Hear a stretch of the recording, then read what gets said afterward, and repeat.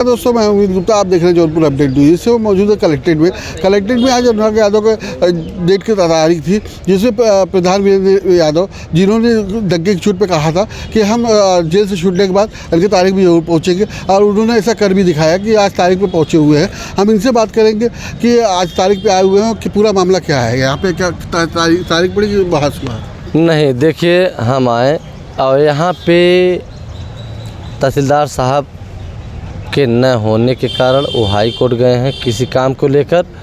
तो डेट जो है, हम पेशकार महिला थी, उनसे बात किए और कहें मैडम जी, हमारा डेट जो है कल का दे दीजिए।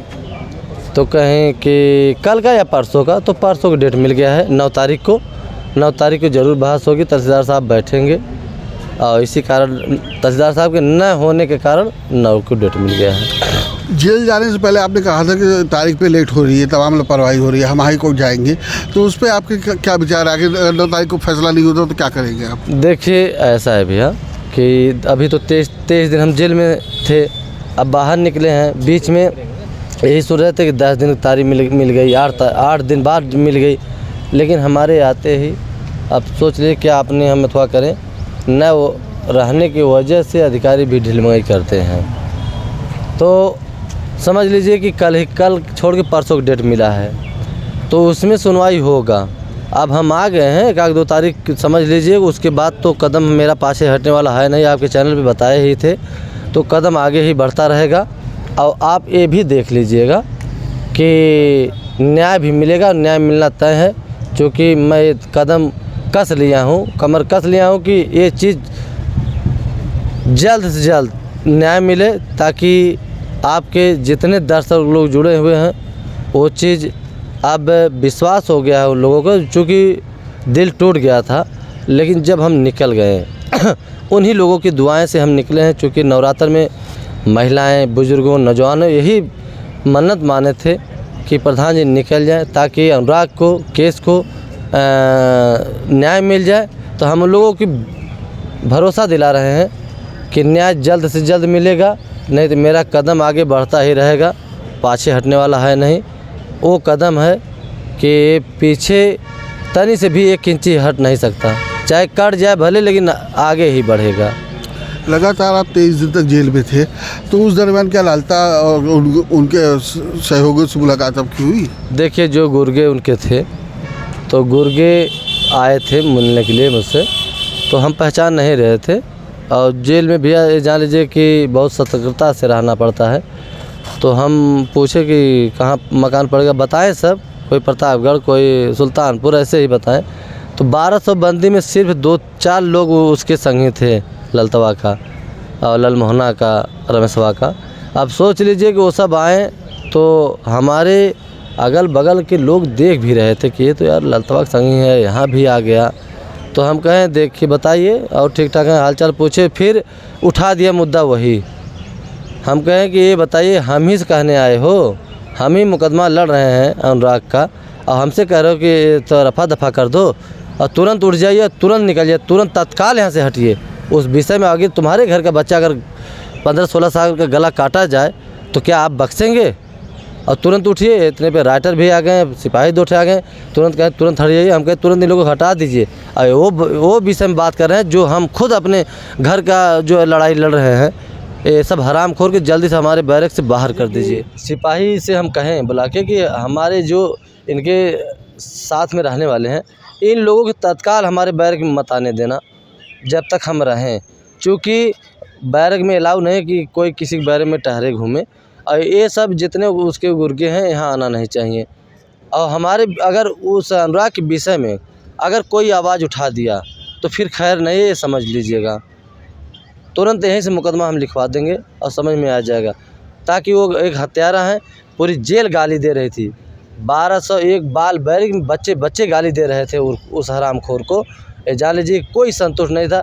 4 लोग थे जो खाने पीने वाले हैं, दलाल टाइप, वही लोग 2-4 लोग थे उसके साथ में। अब भगा दिए, फिर दोबारा वो सब 4 लोग लौके नहीं। लगातार 5-5.5 महीने होने को आया है अनुराग यादव मामले को लेकर। उनके परिवार भी निराशा की ओर बढ़ता चला जा रहा है। उनकी पिछली सुनवाई में उनके घर से उनके कोई नहीं आया, उनकी लड़की आई, तो इस पर आपका क्या कहना है? देखिए, क्या क्या मतलब है कि इतनी लापरवाही हो रही है? पिताजी की तबीयत ख़राब था, उस दिन स्वाति बहन आई थी, लेकिन हमें बहुत तकलीफ़ हुआ। हमारे न रहने के कारण जो है बहन आई थी। अब हम आ गए हैं, हम खुद अब लड़ेंगे अच्छे ढंग से। और एक बात बता दें कि न्याय तो परिवार को नहीं, पूरे देश को हम विश्वास दिला रहे हैं, आज न कल न्याय मिलेगा। और देख लीजिए आपके चैनल के माध्यम से किस एंगल से और किस ढंग से न्याय मिलेगा। आपका चैनल खुद चिल्लाएगा पूरे देश में कि कैसे न्याय मिला और किस ढंग से मिला और किस ढंग से हमारे देश खुशियाँ उस दिन मनाएंगे। बता दें कि जिस दिन मकान दोनों गिरेगा ना, उस दिन सब इतना झूम झूम के नाच के मनाएंगे और जितना पटाखा फोड़ेंगे कि कुछ न कुछ तो न्याय हमारे अनुराग के परिवार को मिल गया। यही पे सब निगाहें टिकाए हैं। तो आपके चैनल पे जितने दर्शक हैं उन लोगों को धन्यवाद हम करेंगे कि हम विश्वास दिला रहे हैं, आप भरोसा दिला रहे हैं कि अब एकदम विश्वास कर लें कि वो निर्णय और न्याय ज़रूर मिलेगा। हम बाहर आ गए हैं और जैसे लड़ाई लड़ रहे थे कई गुना आगे कदम बढ़ा दिए हैं और कदम कदम पीछे हटने वाला नहीं है। अब कुछ दिन पहले केराकत में मकान ढा दिया जाता है, जो कि ये बंजर की ज़मीन है, उसको तहसील प्रशासन ने खुद नोटिस चस्पा किया, उसके बाद भी अभी तक कार्रवाई नहीं हो रही है। देखिए भैया, हम बता दें आपको चैनल पे कि आपके चैनल पे भी बता दे रहे हैं कि जैसे अगर पैसा है, पैसा में बड़ी दम होती है भैया। तो ललितवा के पास पैसा है और आज जब पैसा ख़त्म हो जाएगा ना, ख़त्म होगा, देखिए घड़ा में अगर पानी भरा है भैया, एक एक बूंद अगर चू रहा है तो कम हो रहा है। तो ये जान लीजिए कि जिस दिन वो ख़त्म हो जाएगा तो जल्द से जल्द हमें तो विश्वास है कि मकान गिर जाएगा जी। आगे की क्या रणनीति आपकी है? हमारी रणनीति यही है, अब मैं ठोस कदम उठाया हूँ कि बंजर ज़मीन में, ग्राम समाज ज़मीन में मकान बना है और वो गिरेगा और उसको गिरवाएंगे और गिरना तय है। हम तो कह रहे हैं कि मैं जेल में